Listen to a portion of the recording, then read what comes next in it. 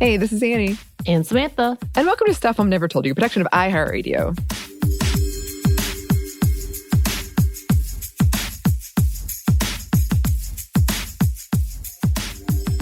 And it is Thursday, so welcome to another happy hour. It is actually Thursday as we record this as well, which doesn't happen too often. No, is it actually happy hour time, though?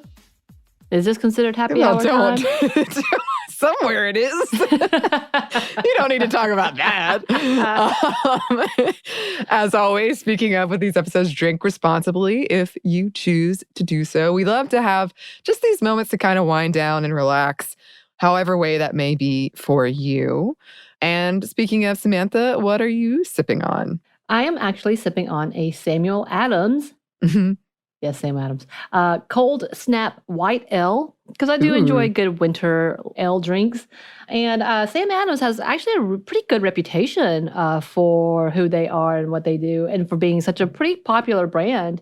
And apparently it's still independent. I didn't know this. Yeah. And yeah, they're known to have bars fully staffed with women as the lead and all of that. So I was like, yeah, I'm down to drink some Sam Adams today. What about you? That sounds nice.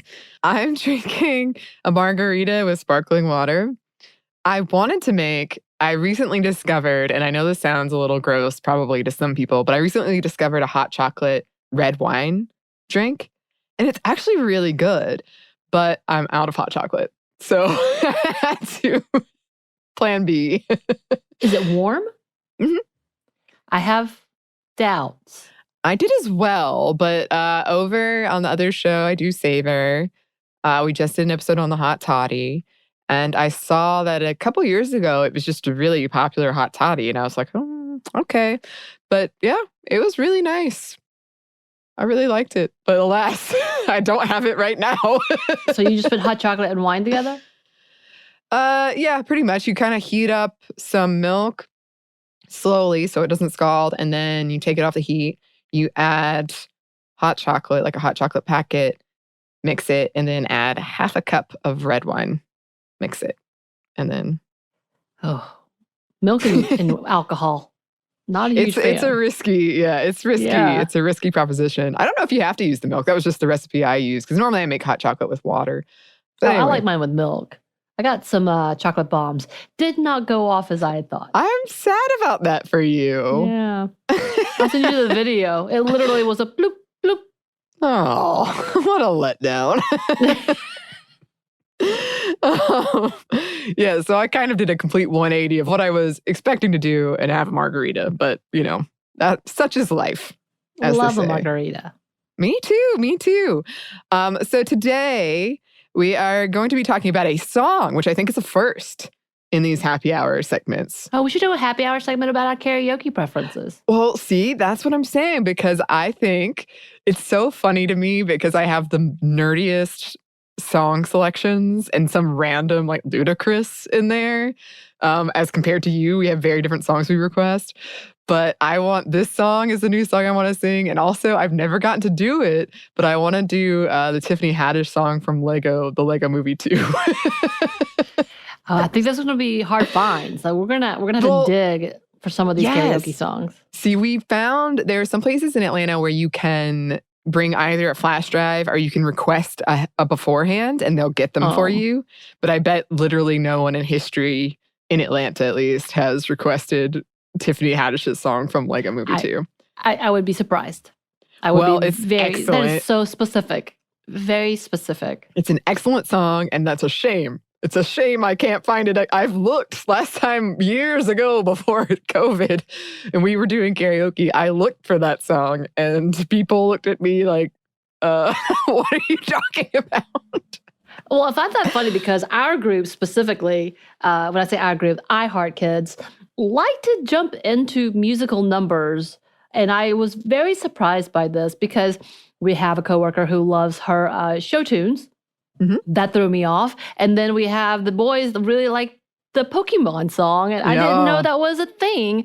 Wasn't there a Dragon Ball Z song that they also like to sing that popped up at one point in time? And of course, the Mulan. Oh, the Mulan song, is a big hit. Classic. But I'm like, My crew, who are, yes, of the older generation, typically stick with the 90s, early 2000s, 80s, 60s country music, like hits. So to jump into that, I'm like, huh, that's new. Yeah. I think there's, the kind of fun of everybody knows the words, and there's definitely nostalgia, especially for Pokemon going on, because I'd never heard or seen that either, but I request it because I like to see everybody light up when it comes on. But one of my favorite karaoke experiences is our friend and coworker Alex, who does Ephemeral, among many other things. It was my birthday, and, it was early in the night, so a lot more people were coming, but at that point, there was only like 5 of us maybe, and he requested happy birthday. That's about right. So funny. That's about right. I mean, like I said, it's a different experience. I've never really thought about it, but it's different experiences with different crews. And because I was so stuck with my one crew, which, I love my crew, and then coming to this, I was like, what? It's a very far-flung crowd. Like, we'll go all over the place. It's very funny, and everybody has sort of their songs that they request every time. And so it's become like, oh, Lauren's going up, here comes Bon Jovi, Dead or Alive, So yeah, I know for a little while yours was also Hamilton. Yes, which is related to this. Yeah, that's what. So is this gonna be replacing?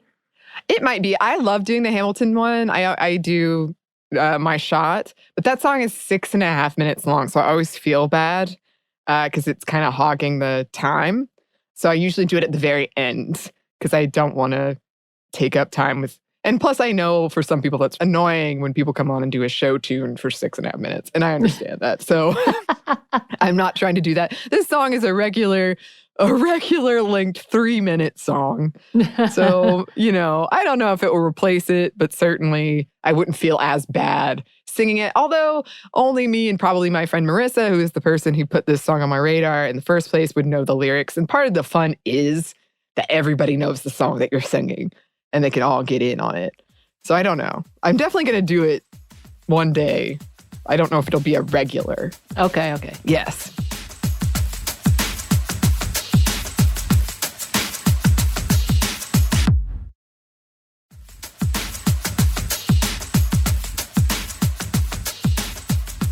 But okay, we've talked around the topic a lot, but we haven't gotten to it. So we are talking about a song from the new animated Disney musical movie Encanto, which is called Surface Pressure, which is, written by Lin-Manuel Miranda from Hamilton and performed by Jessica Darrow. And the reaction me and some of my friends, and including Marissa, who was the one who was like, she texted me and said, I need you to listen to this song and see if you identify as much as I do. And as of writing this outline, which today is the 13th of January, 2022, the Encanto soundtrack is number 1 on the charts. And it's the first time it's happened for a soundtrack in forever. It unseated Adele. So I think it's resonating with a lot of folks. And it was the top grossing animated film of 2021. I hate that there has to be an asterisk with all this stuff, but there kind of does because of COVID. Right. But yes, it was the top animated film of 2021. And it came out in December. So it's pretty good. Just recently. And as we've been talking about TikTok, it is dominating TikTok. Yeah, I've seen a lot of that. And it's really funny because I probably watched it the day after it came out on Disney Plus. And I loved this song, Surface Pressure. And I loved We Don't Talk About Bruno, which I know all the words to that as well. I love most of the soundtrack, but 2 of those are my favorite. And then I was kind of like, why do I love this song so much? And then I heard it was dominating TikTok, and I was like, what? I guess it is really good. It's really popular. It's very good. It's excellent. Anyway, the plot of this movie in a nutshell follows the magical family. Each member gets a power and a corresponding door in their magical house that is called Casita. The house is called Casita when they come of age. Everybody except Mirabelle, who doesn't receive a power or a door. Though I have seen a lot of theories about this on YouTube that maybe she did get a power or maybe she's somehow related to Vin Diesel and Fast and the Furious. I'm telling you, wild theories out there. The house's magic is failing, as are some of the family's powers. And the story follows Mirabelle trying to get to the bottom of why the magic is failing and bonding with her family and doing some healing along the way. It's a sweet family story. One of the key aspects of this story, and in particular the songs, is that several of the characters' solo musical numbers are about how they in some ways resent their gift, or in Mirabelle's case, her lack of gift.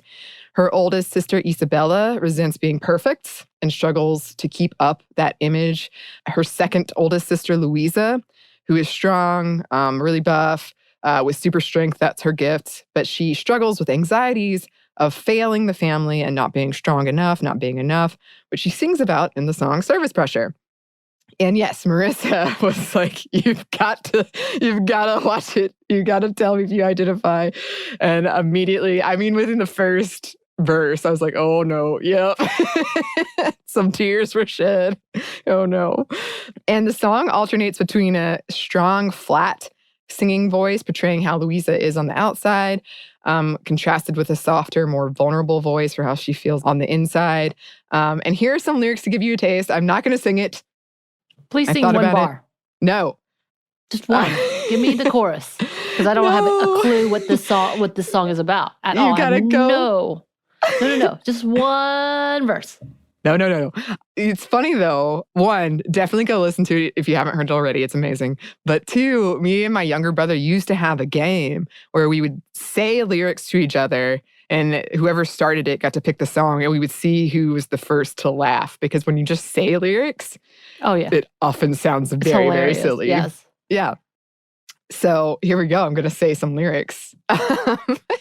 So, under the surface, was Hercules ever like, yo, I don't want to fight Cerberus? Under the surface, I'm pretty sure I'm worthless if I can't be of service. A flaw or a crack, the straw in the stack that breaks the camel's back. What breaks the camel's back? It's pressure like a drip, drip, drip that'll never stop. Whoa. Whoa. Yep. Give it to your sister's older. Give her all the heavy things we can't shoulder. Who am I if I can't run with the ball?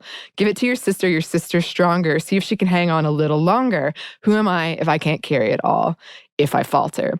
But wait, if I could shake the crushing weight of expectations, would that free some room up for joy, or relaxation, or simple pleasure?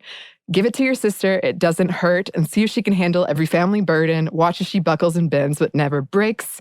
Give it to your sister and never wonder if the same pressure would have pulled you under. Who am I if I don't have what it takes? No cracks, no breaks, no mistakes, no pressure.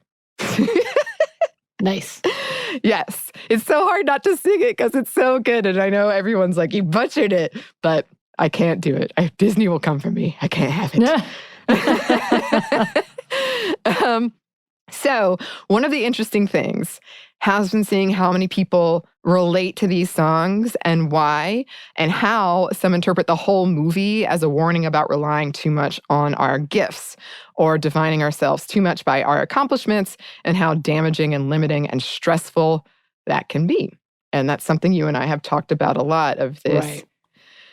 The productivity trap of, the workaholic being a good thing, or all of these, for women, often like selfless being the best thing you can be, and defining yourself that way, and how that can just wear you down. Right. Finding your worth in what you can give. Exactly. And so I'm not going to go too much into my own family dynamics or the dynamics between me and my siblings, because it's actually really hard for me to talk about. It's kind of new for me to realize how triggering this is for me. And I'm very aware that we have different perspectives on a lot of stuff that's happened.